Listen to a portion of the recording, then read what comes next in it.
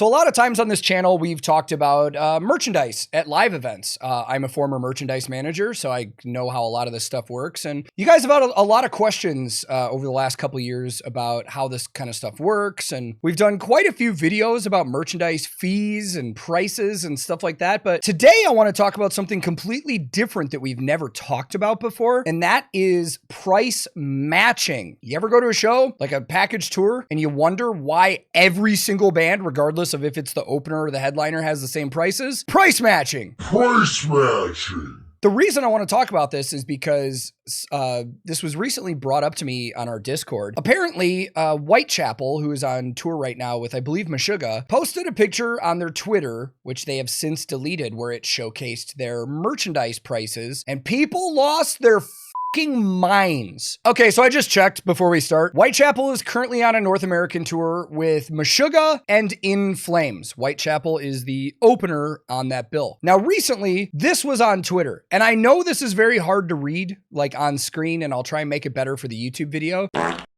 But the caption says, Minneapolis, our merch is in the balcony tonight at the Fillmore. And this picture shows the prices. $60 t-shirts and $100 hoodies. Internet immediately, their fans and everything, people went crazy in the comments and the backlash started. So Whitechapel deleted the post, but of course the internet doesn't forget. People reposted it and went crazy. So Whitechapel doing damage control online, somebody tweeted at them and said, charging $60 for a shirt, and I bet their designer made maybe $400. Whitechapel responded directly to that person and said, we played Canada last night and did not realize that the Canadian prices were still on the shirt when the picture was posted. We charge $40 a shirt and $70 a hoodie in the US, which is a price set by the headlining band who we are opening for. And that brings us to the topic of this conversation: price matching. So I got a DM from somebody on Discord that said, they said the prices are set by the headlining band, but how is that possible? How can you have another band tell you what you need to charge for your merchandise prices on a tour? Well, the short answer is that a lot of the times that's contractual. A lot of these tour agreements on package tours actually have that stipulation in there that if you're a part of the package tour, you need to match the prices of the headliner. I need snooze. Hold on.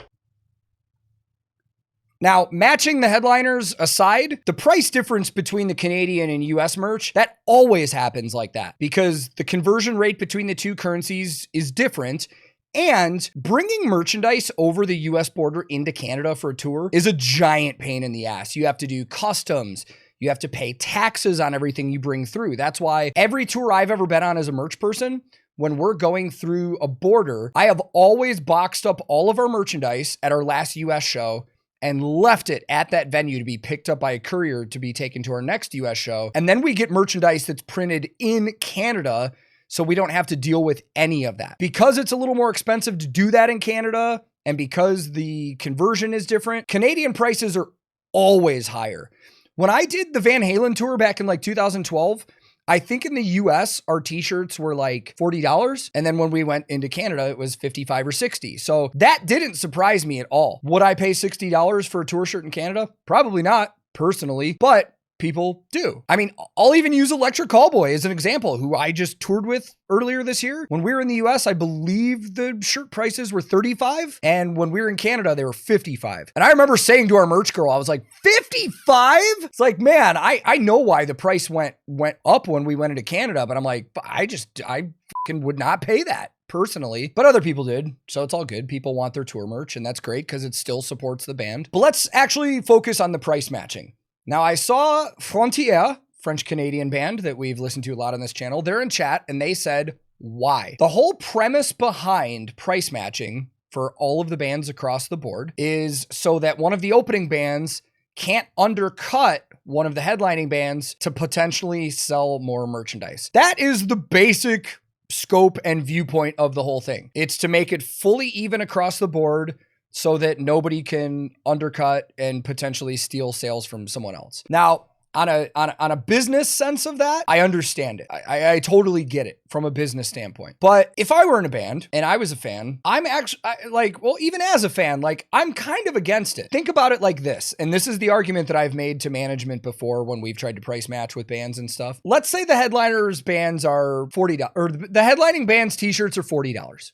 Right? And let's say all the other bands have to sell their t-shirts for $40 as well. Even if it's like a buy-on band, if you're on the package, you usually have to price match. So, for example, when my band that I was in 15 years ago at this point, maybe a little more, when we went on tour with bands, we were nobody. Nobody knew who we were. We were playing for brand new fans every single night of that tour, but we were forced to price match with the headliners. So let's say a kid comes to a show with $60 in his pocket or their pocket. If t-shirts are $40, but the kid wants to buy a t-shirt from the headliner, but really liked the opener, they can't afford that opener's t-shirt anymore because it's also $40. But if you let the opener, who virtually nobody knows, price their t-shirts lower, then that kid has enough money to support two different bands. So that's kind of my argument for letting opening bands kind of price match. And also I've seen the results, like as a merch person on the road, I've seen the results of that happening. And I've seen how much openers make compared to the headliners anyways. Like it doesn't touch the headliners usually, unless it's an odd circumstance. Like I do have a couple stories about this they go both ways that are kind of funny. The first one was when I first started touring as a merchandise manager, I wasn't really hip to price matching, even though my band was made to do it before. So the first time I ever did merchandise for a band that I wasn't in, I was working for Red. And one of the first shows I ever did with them, we did a show with Buck Cherry and Puddle Mud and somebody else. I don't know, but I'm setting up the merch display and Buck Cherry's merchandise manager comes up to me and looks at all my stuff and sees my prices and goes, "Oh, no. He goes, "You have to price match." And I was like, "What? Why?" He's like, "'Cause that's just the way it is." Now, what you need to know about Buck Cherry's merchandise manager at the time, this dude, if I had to guess off the top of my head, I'd say is about 6'6". That's 198 centimeters, just under 2 meters tall. He's a big, intimidating guy. So he's telling me we have to price match, and I basically just told him no. And this dude gets right up in my face. And when I say in my face, he was quite literally looking down on me. He's like, "Don't make this an issue. I don't want to make this a problem." And I'm just like, okay. So I go back to the band and I tell them what's going on. And they're like, yeah, price match. Like you have to. But I was confused because I was like, this isn't a tour package. This is a one-off radio show. We're not a part of the tour. They can't tell us what to do. And the guys in Red just straight up told me, like, they're like, this is just the way it is. If you're opening on a show, you have to price match. So this stuff is so common that most bands will assume that that's just the way it is. In fact, when I did merchandise for a band like years ago, smaller band, we had an opener on the tour. We just had one opener on the tour. And the first day of tour, they set up their stuff. Our t-shirts were priced at $30. They had theirs at $15. And I was like, no, guys, you have to price match.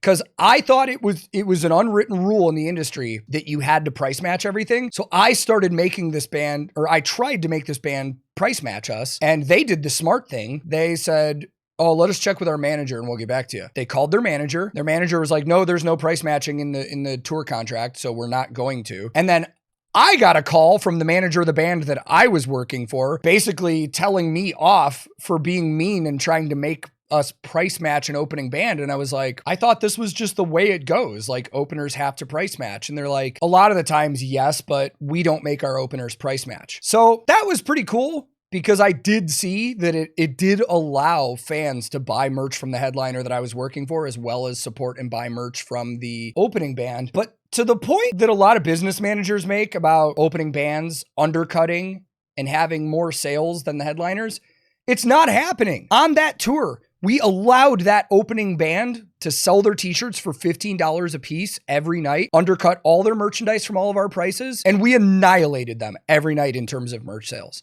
So I guess the point that I'm trying to make here is that the undercutting thing is bullshit. It's not going to make the opening band have more sales than the headliner. What it is going to do is allow more people to buy that opener's merch, which then becomes more marketing for that opening band, which could then probably get more attention and get bigger, which is what you should be trying to do if you're taking a young band on the road to begin with. Shaman Sundays in chat just said, what about headliners that don't allow openers to even sell merch? I have never in my years of touring seen that happen. I've never seen a headliner tell an opening band, no, you can't sell merch. That's not to say it hasn't happened, but I've never seen it happen and I've never heard stories of it happening. But to be fair,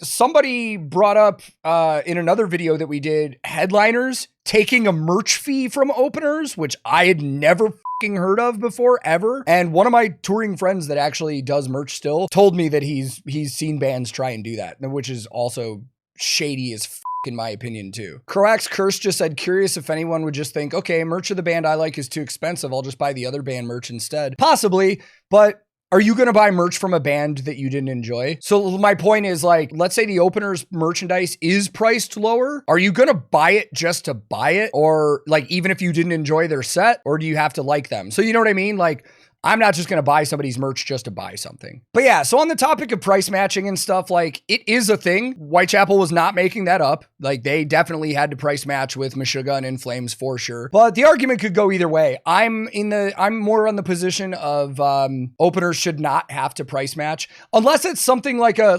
co-headliner or something like that, or one of the opening bands is clearly just as big as the headliner or something like that. Maybe you have that discussion. But when you've got somebody opening on a tour that you know isn't going to be touching 10% of what the headliner's doing, like, why even waste the time? Like, it's a power move. Like a lot of things in this industry, I think it's a power move. You're just kind of asserting your authority over things that you can try and control, and that's really about it. So yeah, I just wanted to touch base on that really quick because that came up and people were asking about it. So if you ever go to a show and you're wondering why the openers have the same astronomically high prices as the headliner, just know that headliner probably made the opener price match. But anyways, to all you guys on Twitch, thank you for being here. For those of you watching on YouTube later, if you want to join us on Twitch, you can go to twitch.tv/TankTheTech.